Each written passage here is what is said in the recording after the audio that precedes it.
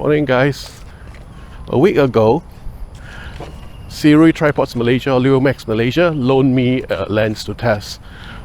It's a pre-release lens, 85mm 1.4 from their Aurora series, and I'm pretty excited.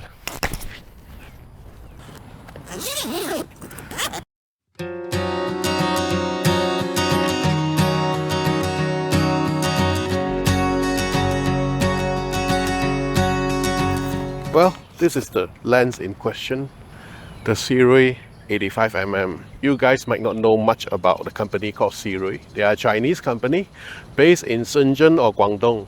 Founded back in probably 2005, 2007, I'm not sure actually.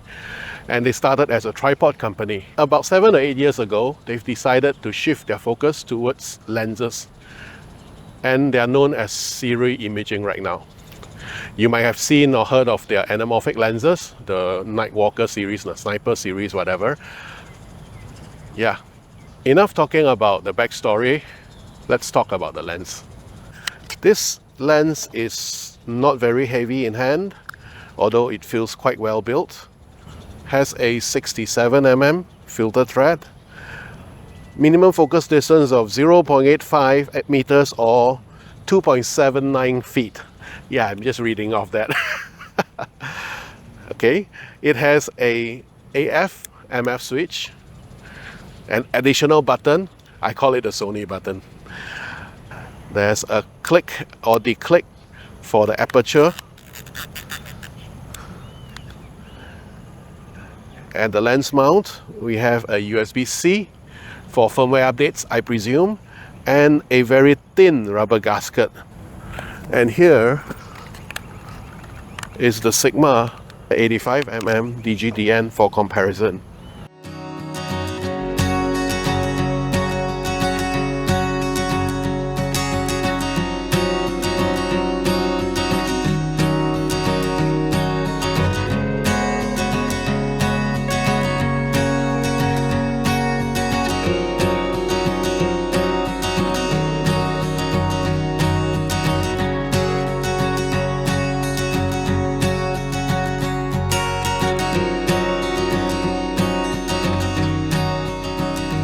Okay, let's get into the details of what I finally found about the image quality of the Sirui 85mm compared to the Sigma 85mm. Let's start with sharpness. The Sigma is sharper by a noticeable margin. If you look at the photo at anywhere above 67% crop, so 67%, 100%, you will notice difference in sharpness. This is Sigma, this is Sirui. This shot is mounted on a tripod and focused on the board. On the road sign, I mean. f1.4, f2.8, f5.6. Again, the Sigma. I think you see a pattern here. These two photos were taken about 5 minutes apart. And the focusing point is on this eye, Sigma and Sirui. Here goes the comparison between the Sony G Master and the Sigma and Sirui lenses.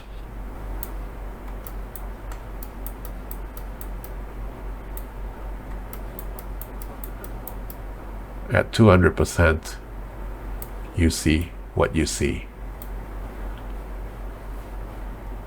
Let's look at another set. So the sharpest is the Sigma, followed by the G Master. You can see that the contrast here is visible, while the Sirui is slightly soft here. For longitudinal chromatic aberration or LoCA, let's look at these two photos. Shot from approximately the same location. Now let's look at the out of focus areas. As you can see, they are very similar across the board. There are issues with LoCA, yes, but nothing too serious for either lens. Let's look at the distortion between these two lenses. So this is uncorrected for Sirui, corrected for Sirui. So just a bit of correction applied. For Sigma, there's noticeable correction. Let's just compare both Sirui and Sigma uncorrected. As you can see, even though the Sigma has noticeable pincushion, the Sirui is actually worse. Comparing these two lenses, there's a very, very obvious difference. This is a much larger lens and this is a smaller lens. And I weighed them yesterday. This is around 570 odd grams. This is about nearly 700 grams. And of course the filter size, as I mentioned earlier, is much larger. 67 and 77.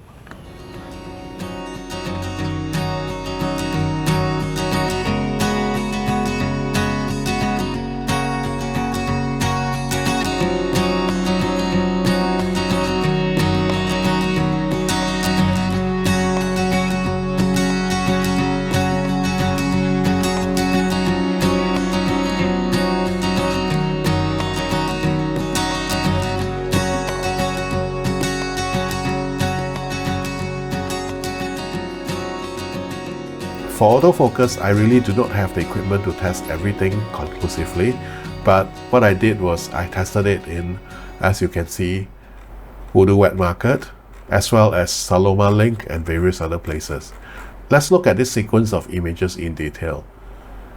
First shot, in focus. Second shot, out of focus, slightly.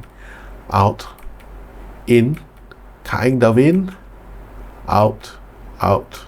Well, let's look at shots from the same location as the previous one. First shot from Sigma, in,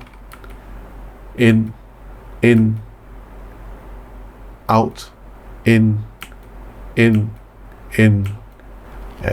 that's it. The Sirui 85mm 1.4 autofocus tracking is actually worse than the Sigma. Now we are talking about AFC in tracking mode on my A7 IV. Okay, the Sirui tends to lose focus after acquiring focus for the first shot. The Sigma is not perfect in that aspect as well.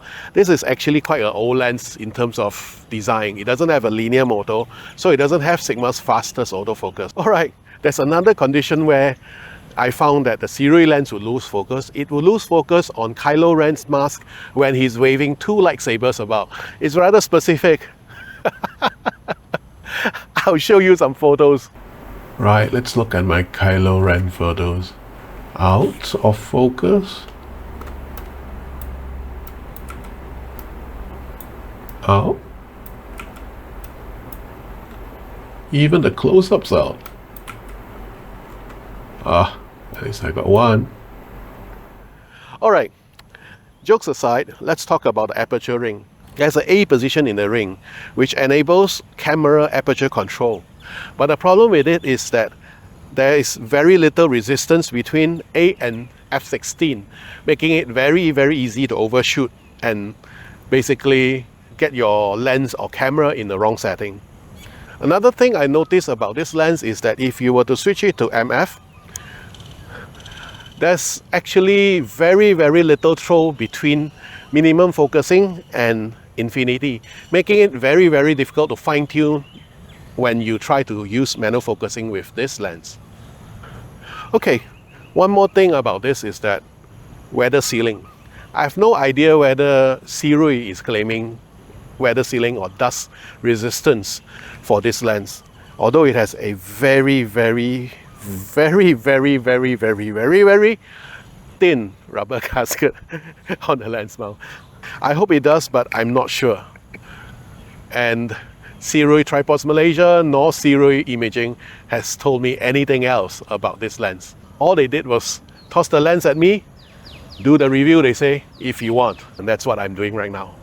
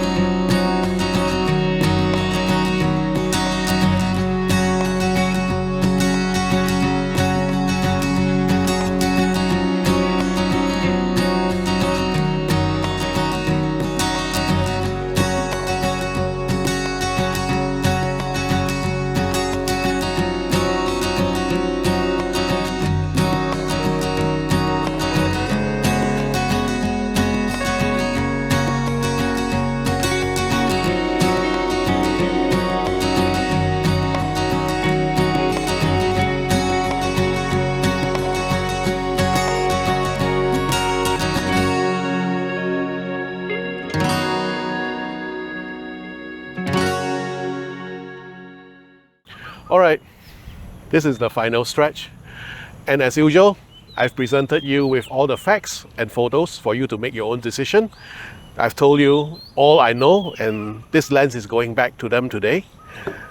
If you have any questions, please leave them in the comments. Like it if you like it, dislike it if you dislike it, and it will actually help me a great deal if you were to subscribe to the channel.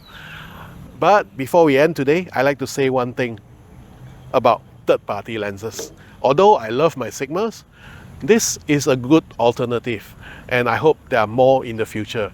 And I hope that there are more third-party lenses for every single camera mount. Sony, Nikon, Panasonic, and especially Canon RF.